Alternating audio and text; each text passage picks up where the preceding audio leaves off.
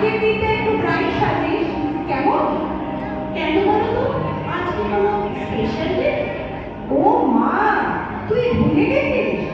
আজকে সমরেশ সেন যে প্রেসকে ডেকেছে, এই প্রথম উনি আমায় নিয়ে ছবি করবে, তাই তো? So what? সো হোয়াট মানে ভারতের বেস্ট ডিরেক্টর, বাংলার বেস্ট অ্যাক্ট্রেসকে নিয়ে ছবি করবে, এটা একটা স্পেশাল ডে হবে না?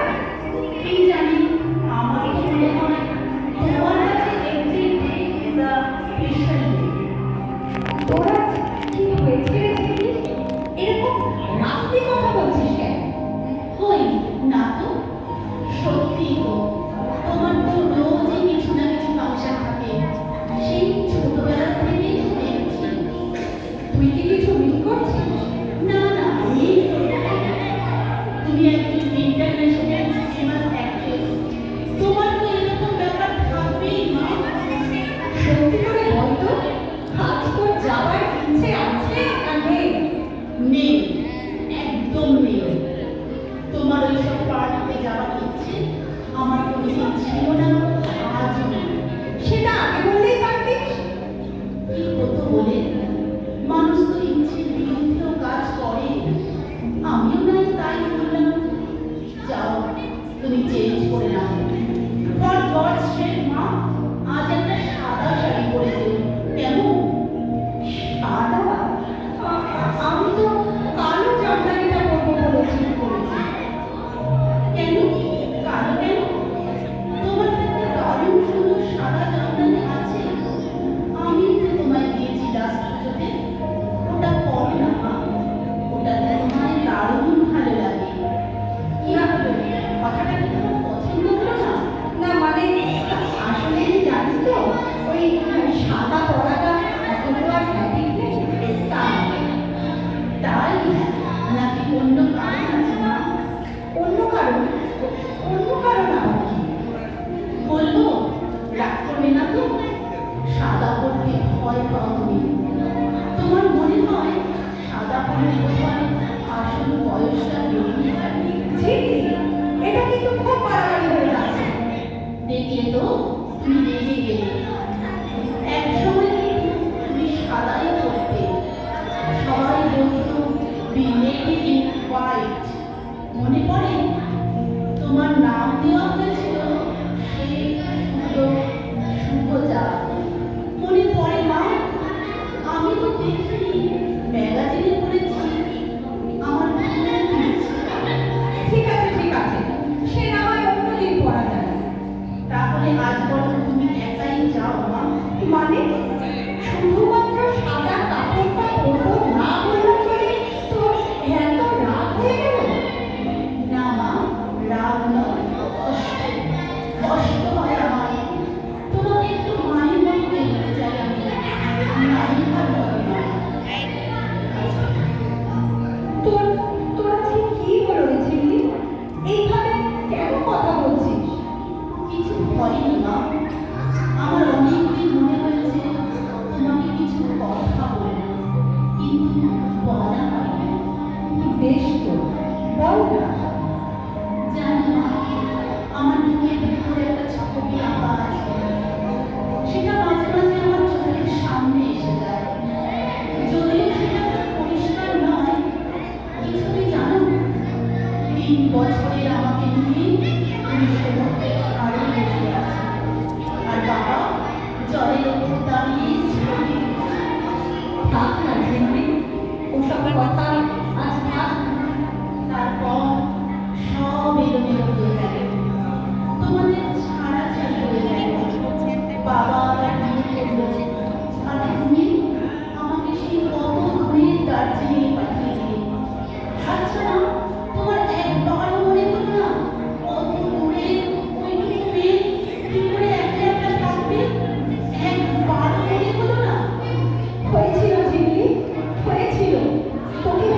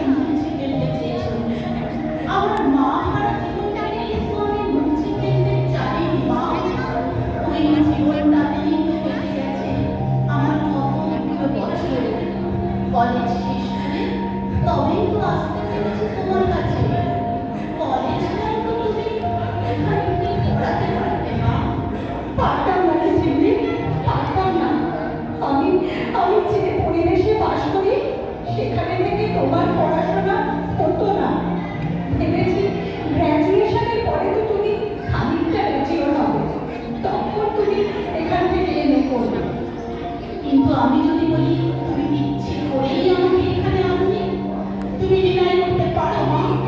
কি আবল তাবল বলছিস তুই ঝিল্লি? আমি আমি তোকে ইচ্ছে করে আনিনি। হ্যাঁ, ইচ্ছে করে আনিনি। তোমার ভয় হতো মা, যদি লোকে জেনে যায় যে তোমার এত বড় মেয়ে আছে, তাহলে যে তুমি বুড়ি হয়ে যাবে মা, তোমার গ্ল্যামার কমে যাবে। তুমি যে বড্ড সুন্দর মা, তুমি বাংলার মোস্ট বিউটিফুল গার্ল, তাই না? হ্যাঁ হ্যাঁ, তাই তাই। ছোটবেলা থেকে আমি শুনেছি আমি খুব সুন্দর। এই সুন্দর সুন্দর শুনতে শুনতেই বড় হয়েছি আমি। যখন ছবিতে কাজ করতে এলাম, তখনও শুনলাম আমার মতো সুন্দরী নায়িকাটাকে বাংলা ছবির জগতে এর আগে আসেনি। আমার ভালো লাগতো ঝিল্লি, ভালো লাগতো। আমি এনজয় করতাম। তারপর তারপর তুই যখন একটু বড় হলি, তখন সবাই বলতো আপনি আপনি ওর মা। আপনাকে দেখলে তো মনে হয় ওর দিদি। Yes, that name was বড় বোন। হোস্টেলে থাকতে থাকতে শুনলাম তোর মাকে দেখে মনে হয় তোর দিদি।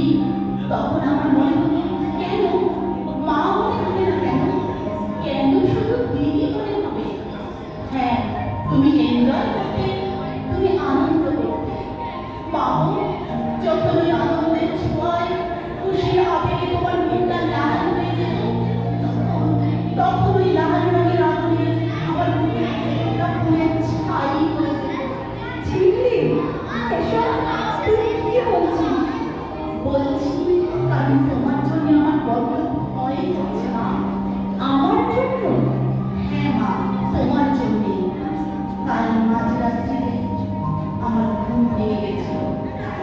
আমি জানলা দিয়ে দেখলাম তুমি চুপটি করে ড্রেসিং টেবিলের সামনে বসে আছো, এক দৃষ্টিতে কিচ্ছু নেই। কখনো চোখের পাতা হাত দিচ্ছ, কখনো গালে, কখনো গলায়। ঝিল্লি, ওই দাগগুলো আর মুছে যাবে না মা। তুমি মানো আর না মানো, ওটা তোমার বয়সের দাগ। তোমার বয়স হয়ে গেছে মা। ওই বলি রেখা ভগবানের দেয়া, ও দাগ কখনো যায় না। ড্রেসিং টেবিলে ঘরে ঘরে সাজিয়ে রাখা বিদেশি মেয়েগুলো যাবে না। কোনোদিন মা হতে চাও তো, তাই তাই ওই দাগগুলো তোমার চোখেও পড়েনি। স্টপ ইট, স্টপ ইট ঝিল্লি, স্টপ ইট। অনেক হয়েছে, অনেক বলেছিস তুই। আর না। হ্যাঁ হ্যাঁ হ্যাঁ, আমি ভয় পেয়েছি বয়সকে মেনে নিতে। কারণ যে সমাজের সবচেয়ে উঁচু সিংহাসনটায় আমি বসে আছি, তার চারদিকে শুধুই রূপ, তোর ভাষায় শুধুই গ্ল্যামার। সেখানে ওই বলি রেখার কোনো জায়গা নেই। তাই তাই তোকে দূরে সরিয়ে রাখতে হয়েছে আমাকে। হ্যাঁ তাই তাই তাই তোর দিদি হয়ে থাকতে চেয়েছি আমি, মা হয়ে নয়। কিন্তু আমার যে মা হতে ইচ্ছে করছে, আমি জানি মা, তুমি আমার বিয়ে দিতে চাও, কিন্তু এবার সাহস নেই তোমার। একটা ছোট বাচ্চা বিদা হওয়ারও সাহস নেই তোমার। ঝিল্লি, এটা কিন্তু খুব বেশি হয়ে গেছে। একটা কথা তোমাকে পরিষ্কার জানিয়ে দিচ্ছি মা, আমি নেক্সট সোমবার বিয়ে করছি। আমাদের কলেজের প্রফেসর সুপ্রদীপ সাথে। না না, তোমাকে কিছু করতে হবে না, আমরা রেজিস্ট্রি করব। না গো মা, ওই কালো জামদানি ছেড়ে লাল পাড় গরম তোমাকে পড়তে বলবো না। কোনোদিন বলবো না আমাদের দুজনের মা হতে। কোনোদিন বলবো না একটা ছোট্ট বাচ্চার দিদা হতে। কোনোদিন বলবো না মা, কোনোদিন না। ঝিল্লি, কি হচ্ছে কি? যাও, যাও তুমি তোমার স্বপ্নের জগতে। চলে যাও তুমি। তোমার যে ম্যাডাম ম্যাডাম বলা